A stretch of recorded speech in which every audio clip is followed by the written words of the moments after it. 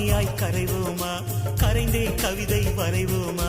சுத்தியே கண்ணு குட்டியே